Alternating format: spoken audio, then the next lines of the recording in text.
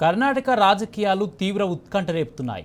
రాష్ట్రంలో నాయకత్వ మార్పుపై ఊహాగానాలు ఊపందుకున్న నేపథ్యంలో కీలక పరిణామం చోటు చేసుకుంది.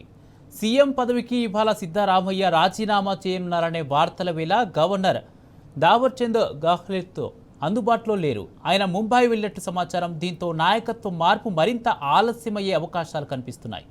అయితే గవర్నర్ అందుబాటులో లేనప్పటికీ సిద్ధరామయ్య రాజీనామా ప్రక్రియ కొనసాగుతుందని సీఎం కార్యాలయ వర్గాలు తెలిపాయి.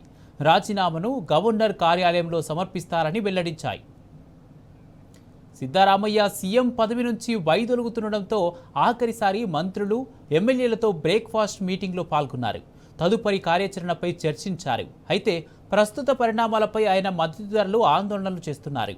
ప్రస్తుత పరిణామాలతో మౌనం పాటిస్తున్న సిద్ధరామయ్య రాజ్ భవన్ వెళ్లి రిజైన్ లెటర్ను సమర్పించనున్నారు. అనంతరం కాంగ్రెస్ శాసనసభాపక్ష సమావేశం జరగనుంది. ఈ భేటీలో డిప్యూటీ సీఎం డీకేను సీఎల్పీ నాయకుడిగా ఎన్నుకోనున్నారు కాంగ్రెస్ ఎమ్మెల్యేలు.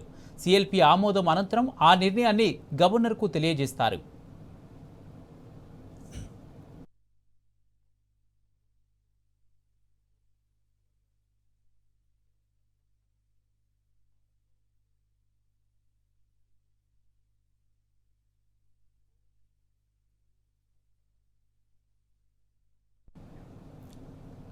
సీఎంగా సిద్ధరామయ్య తన వీడ్కోలు సందేశాన్ని రాష్ట్ర ప్రజలకు ఇచ్చారు.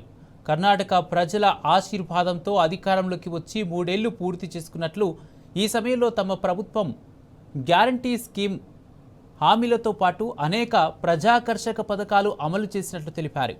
ఈ విజయాన్ని ప్రతి ఒక్క కన్నడీగుడికి అంకితం చేస్తున్నామని వెల్లడించారు. మరోవైపు డీకే ప్రమాణ స్వీకారం కోసం ఆయన టీం ఏర్పాట్లను ముమ్మరం చేసింది.